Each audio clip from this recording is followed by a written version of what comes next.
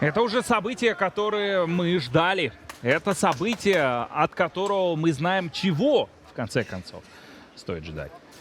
Мы понимаем прекрасно, что опытнейший боец сейчас на своей родной арене Ахтлек Жумабекулу принимает Сардора Атаева.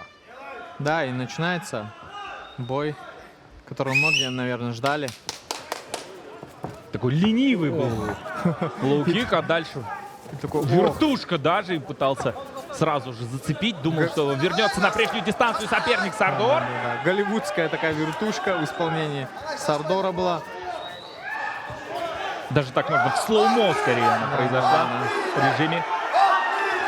Мы слышим, как поддерживает Ахтлека. Но мы слышим, потому что они прямо за нами находятся. И в этот момент они активизировались.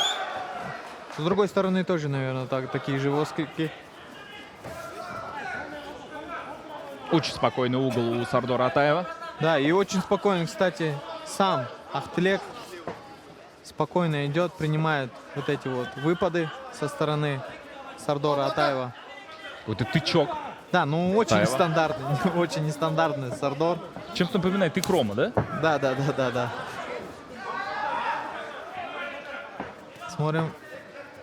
Такие полукики, полуэдот. Ох, попытка киком вопроса. Ох, и попал с ручки с левого бокового такого, да?